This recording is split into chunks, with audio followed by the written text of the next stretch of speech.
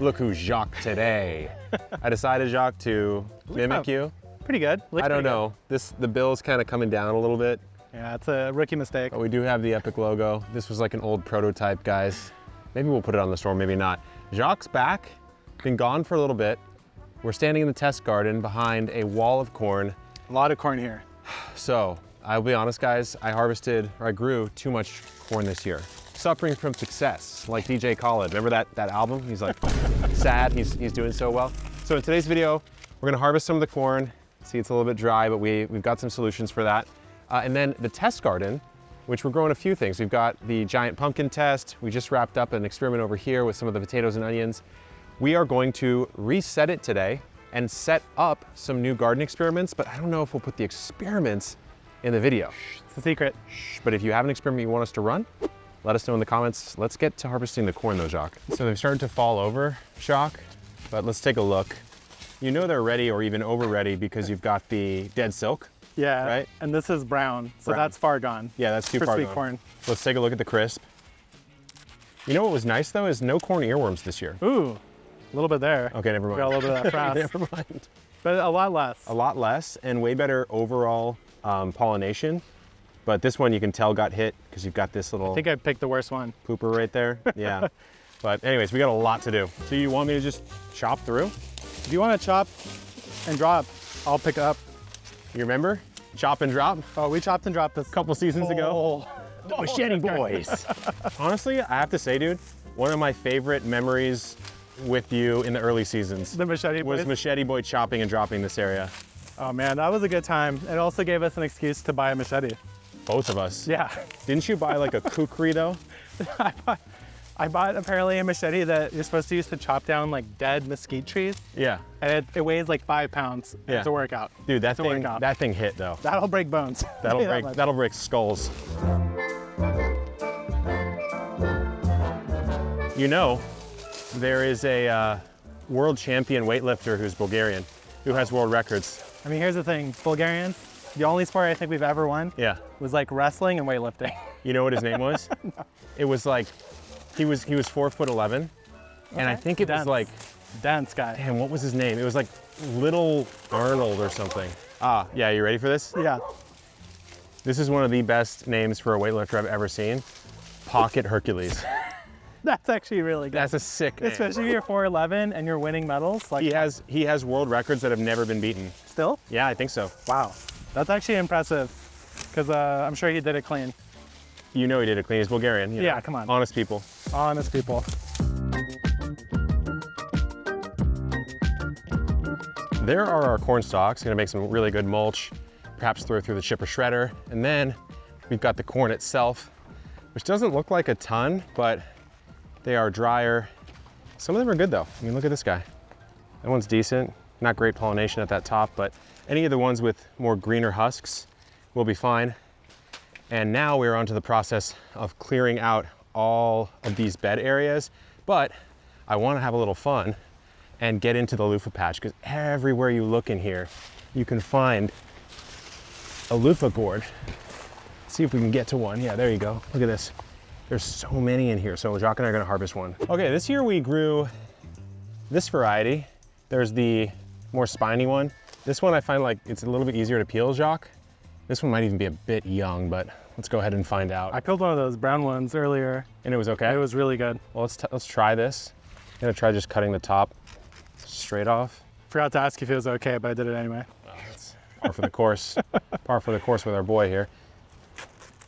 So you cut the green ends off? This might be too early, but it's kind of nice, like it'll peel. Like there's little strings on each of these valleys here and it'll actually peel them off. I think I may have cut too early. Let's just cut it in half and take a look. We have so many. Yeah. Yeah, that's too early, see? Way too early. Unfortunately, this is like the perfectly wrong time because when it was younger, I could have eaten this and it has not developed enough of the fiber and lost enough of the interior sort of material to actually be in a harvestable state. So let's go ahead and find another one, Jacques. There's a bunch on the trellis itself. This one's good. So dry you can't even cut it. Oh, look at that. The bottom was already off. Okay, hold on weird. 1 second. It's weird that it like naturally just popped up open like that. I mean, that kind of makes sense I guess that's how it's reproduction-wise, supposed to be, right? But let's see if this is easy to peel. Get loofah for next year. That one may be even too dry. This one might be too dry. Oh yeah. The worst is when you can't get it off the fiber and you sit here so for like bad. 20 minutes on one loofah. This particular variety works really well like this, but take a look. This is how you would chop it up into little slices, like put this in a block of soap or use it as a exfoliating bar. Just cut it in half and then cut about an inch chunk. A little misshapen on that, but that's not too bad. And now you got like a little scrub bar. A lot of people at like a farmer's market, they'll have a little soap business and they'll just sink one of these in the soap and then you got this nice like exfoliating layer. So loofah this year, Jacques, without trying, I think it's our best season ever. Definitely looks Well, incredible. actually, you weren't even here when I did the loofah challenge in 2019. Oh yeah, I remember seeing about that after. You saw it on Instagram? Yeah. I did a loofah challenge 2019 on Instagram, and I'm not gonna say put them on the map, but I will say it was popular. I mean, a lot of people started growing loofah around that time. And a couple years ago, I had my first really good loofah harvest, and this year is like for sure the best. So we'll harvest a few more, but gotta get back to resetting this test garden. Look who's trying to harvest some corn. You want one, Chetty? Let's give you one. I guess she'd probably like it a lot. Oh yeah, she can hang out right here. Chetty, here you go.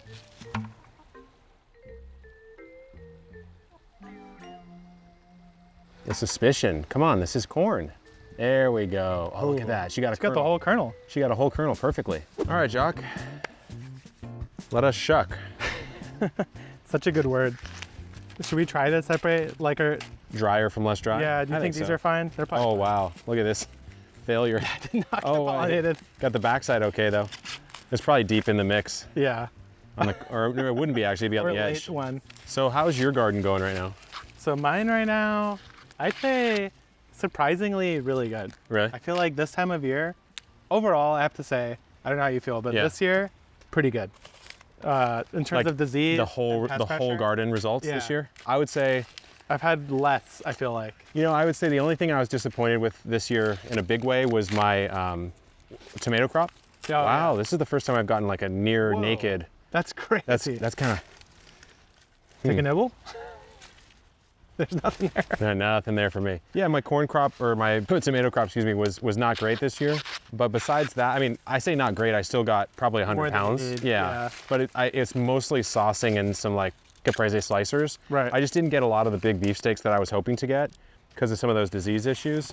But I'm not too plussed about that. Yeah. Now, overall, like right now, one thing, I started my corn late, so I'm just getting some. Yeah. And I feel like it's not as good because I started a little bit late. Too late. I don't But know I've why. learned every single year I learn something new, right? Yeah. Especially with corn. And I think what I learned with corn in San Diego is the time you plant it defines everything. There you go. That's a pretty one. That's a nice one. That's actually like nearly perfect.